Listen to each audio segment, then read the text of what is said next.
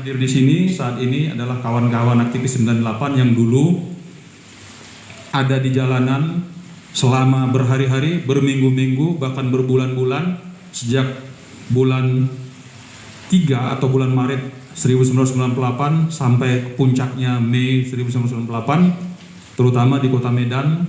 Kami bersama-sama berjuang ketika itu meminta agar Soeharto. Pernyataan sikap 23 tahun reformasi, ancaman oligarki dan neo-orba.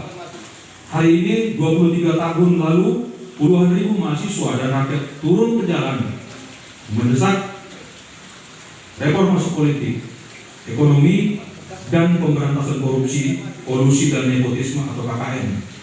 Soeharto dan Orde Baru dianggap gagal. Hingga kemudian pada 21 Mei 1998 Soeharto lengser dari kekuasaannya. Desakan reformasi sistem politik dan ekonomi menggema di mana-mana. Sesungguhnya gagasan reformasi hadir bukan untuk memberi karpet merah bagi aktivisnya mendapat tempat dalam kekuasaan, melainkan untuk tatanan baru yang melahirkan harapan baru. Datangnya perubahan, yakni rakyat sejahtera, negara kuat, demokrasi dan kesetaraan, serta Indonesia yang berbineka tunggal ika tanpa sikap intoleran terhadap suku dan agama. Gerakan Reformasi 98 adalah gerakan sosial transformatif yang tidak memiliki kepemimpinan tunggal. Simpul-simpul rakyat, komunitas bergerak memiliki kepemimpinan kelompoknya sendiri-sendiri. Tidak ada aktor tunggal aktivis 98. Itu sebabnya kami sebenarnya malu mengakui dan mendefinisikan kami sebagai aktivis, karena memang sesungguhnya kami tidak pernah merasa. Tetapi itu adalah sejarah yang harus kami lalui, takdir yang harus kami jalani. Unjuk rasa puluhan ribu mahasiswa waktu itu dipimpin secara bergantian, termasuk kami-kami yang ada di saat ini di sini hadir, oleh pemimpin kelompok aksi mahasiswa yang berasal dari seluruh daerah di Indonesia termasuk di Medan, Sumatera Utara. Para mantan aktivis 98 tersebut berhimpun dalam wadah Majelis Nasional Perhimpunan Pergerakan 98 yang dideklarasikan pada 12 Desember 2020. Sebagian besar aktivis Perhimpunan Pergerakan 98, kami yang bergabung di Perhimpunan Pergerakan 98 adalah mantan aktivis Forum Solidaritas Mahasiswa Medan atau Porsol 5 era 90-an.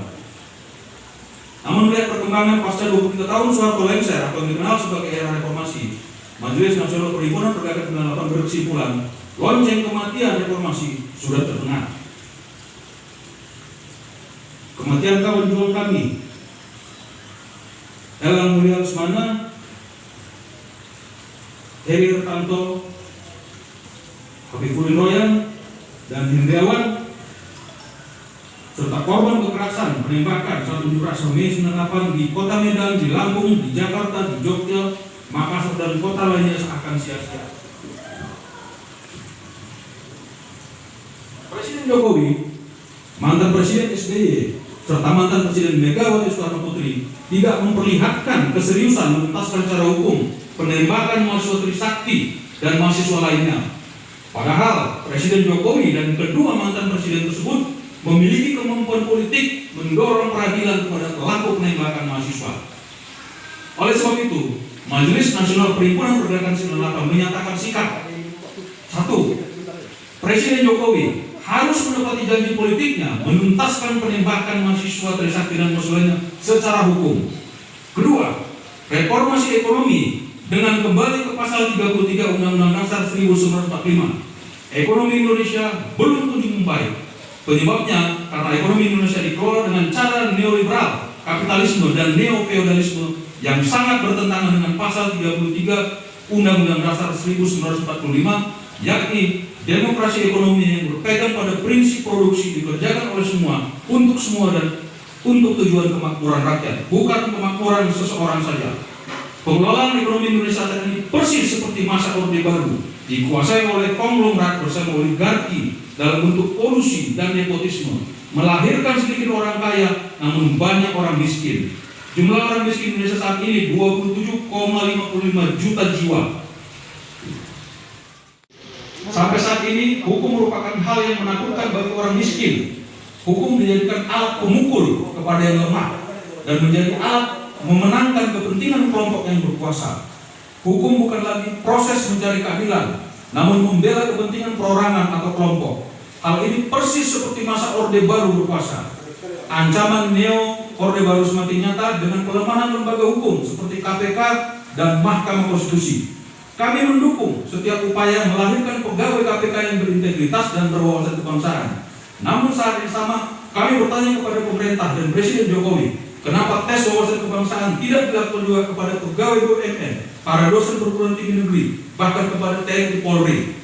Masih sekarang dalam ingatan kita, Komisaris Independen PT Pelni Kristia Budiarto melakukan perlawanan kepada kelompok pegawai PT Pelni yang terlibat radikalisme. Selain PT Pelni, kegiatan radikalisasi pegawai BUMN masih terus berlangsung di PT PN 3, PT Pelindo 1, PT Semen Padang, BTN dan sejumlah bank BUMN. Namun Menteri BUMN Erick Thohir tidak melakukan tes wawasan kebangsaan terhadap pegawai BUMN seperti kepada pegawai KPK. Padahal Erick Thohir mengaku telah menerima data pegawai BUMN yang terpapar radikalisme dan dari Menko Polhukam Mahfud MD. Selain pegawai BUMN, kampus yang di dalamnya terdapat interaksi dosen dan mahasiswa yang seharusnya menjadi tempat ilmu pengetahuan dan menghormati keberagaman, ternyata menjadi tempat bilik radikalisme dan intoleransi. Menteri Riset, Teknologi dan Pendidikan Muhammad Nasir pernah menyebut sebanyak 10 perguruan terpapar radikalisme. Daftarnya sudah ada di press release yang ada di tangan kawan-kawan.